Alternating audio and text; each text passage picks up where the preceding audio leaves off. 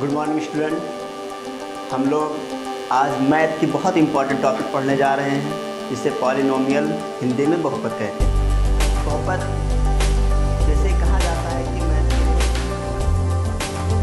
बहुत इंपॉर्टेंट है मैथ का लेक्चर। तो अब हम लोग स्टार्ट करते हैं। बहुपद जो दिख रहा होगा आपको स्क्रीन पर, ये बहुपद वास्तव में क्या होता है, पॉलिनोमियल क्या होता है, इस चीज़ को बहुत अच्छे से समझ लेते हैं। तो इसे देखते हैं बहुपद क्या होता है। a0 plus a1x plus a2x2 plus a3x3 dot dot dot dot an x के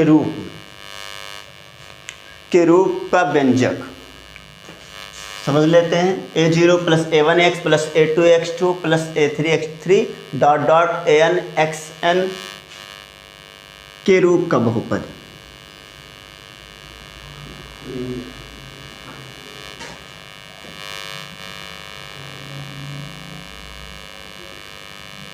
रूप का व्यंजक बहुपद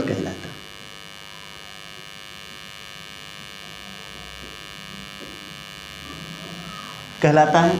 यहाँ पर an कभी जीरो नहीं, an not equal to zero, इस बात को याद रखेंगे। और इसके बाद यहाँ जो x है और जो घातें हैं उनमें संबंध होता है। x में nवीं घात का बहुपद कहलाता है। जो x होता है, x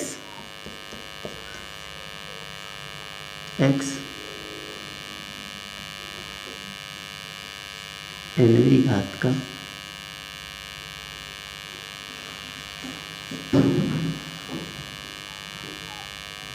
बहुपद। x में nवीं घात का बहुपद होता है। अब यहाँ पर एक चीज़ और कह सकते हैं, जहाँ a0 comma a1 comma a2 comma a3 dot dot dot comma an, ये सब वास्तविक संख्याएं होती हैं। वास्तविक संख्याएं क्या है बताए हैं, पहले ही लेक्चर में वास्तविक संख्याओं को बता दिए थे। a3 वास्तविक संख्याएं, ये था आपका बहुपद, ये था आपका बहुपद था। अब हम लोग इसमें समझते हैं कि एक चीज़ आती है चर और एक चीज़ आती है अचर। तो ये चर क्या होता है, अचर क्या होता है, इस चीज़ को समझ लेते हैं, इसी में समझ लेते हैं। तो ये नोट कर लीजिएगा आप लोग।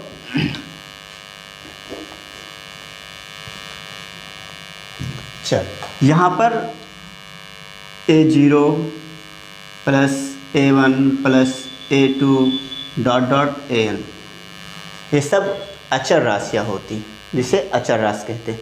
और जो x है, x1 या x plus x square plus x3, ये सब चर राशियाँ होती। अब हम लोग बहुपद की बात कर रहे हैं, तो सबसे पहले हम लोग पढ़ेंगे अचर बहुपद क्या होता है। अचर बहुपद अगली हेडिंग होगी हम लोगों की।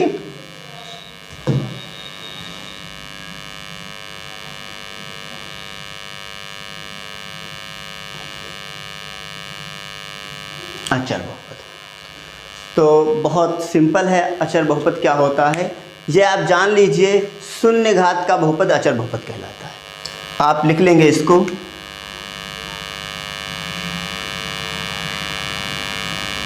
शून्य घात का बहुपद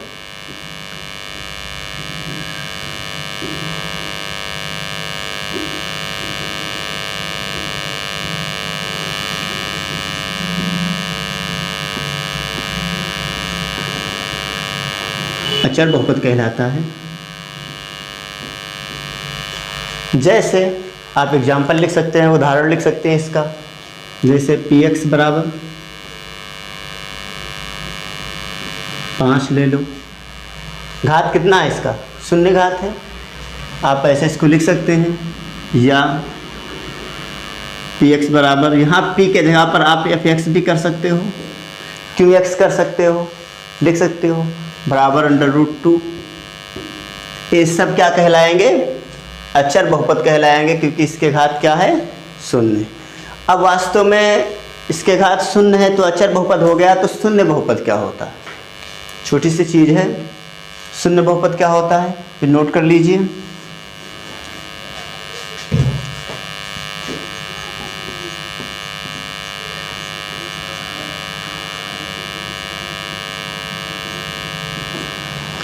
शून्य बहुपद किसे कहते हैं? यह विशेष अचर मान वाला एक बहुपद होता है। जैसे आप देख लें, यह एक विशेष, यह एक विशेष अचर मान, ब्रैकेट में आप इसे उस 0 ले सकते हो, 0 वाला एक अचर बहुपद होता है।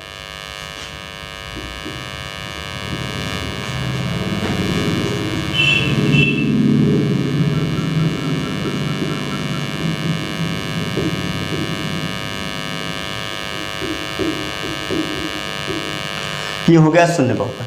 तो आप पढ़ लिए कि आपका अचर बहुपद क्या होता है, शून्य बहुपद क्या होता है। जैसे इसका एग्जाम्पल अगर लिया जाए तो px बराबर 0, ये क्या है? शून्य बहुपद है। और इसके काफ़ी उदाहरण हैं, तमाम उदाहरण इसके आप लिख सकते हो। शून्य बहुपद के उदाहरण आप यहाँ पर लिख लीजिए, fx बराबर 0,0,x या प्लस लगा लीजिए आप, प्लस 0.x²। ये सब आपके क्या हो जाएंगे? शून्य बहुपद हो जाएंगे। अब हम लोग शून्य बहुपद के बाद सबसे इम्पोर्टेंट बहुपद आता है रेखिक बहुपद। तो रेखिक बहुपद भी देखते हैं।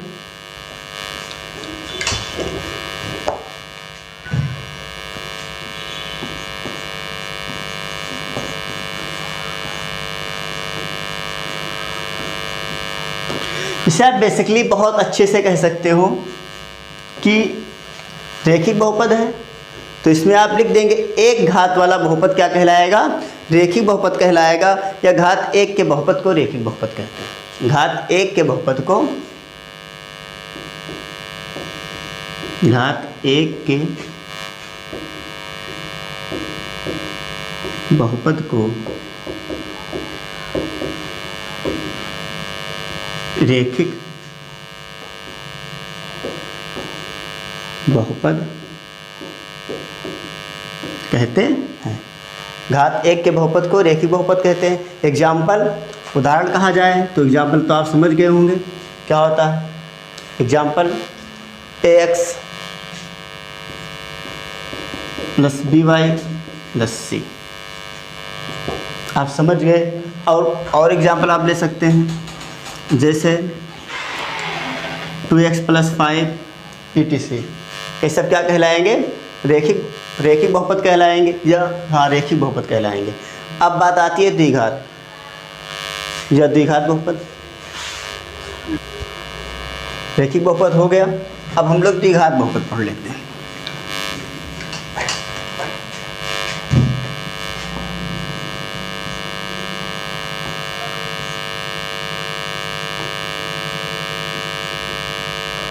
जैसे रेखिक बहुपद आप पढ़े कि घात 1 के बहुपद को रेखिक बहुपद कहते हैं, वैसे आप पढ़ोगे कि घात 2 के बहुपद को द्विघात बहुपद कहते हैं। लिख लेंगे आप ऐसे, घात 2 के बहुपद को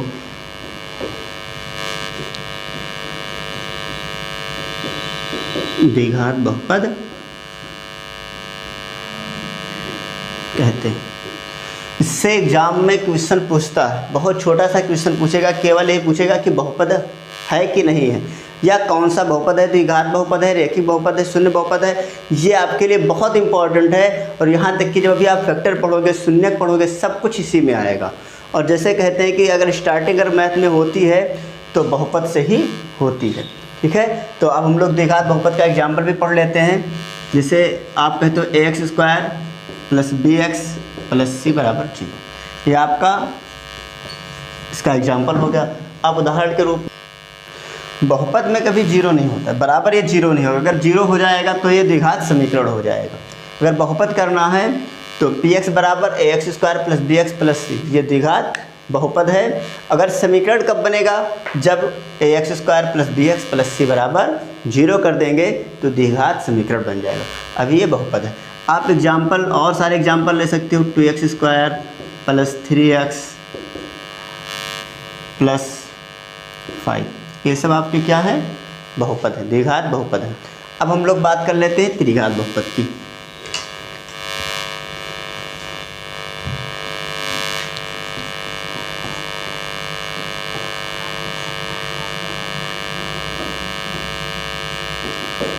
घात 3 के बहुपद को त्रिघात बहुपद कहते हैं।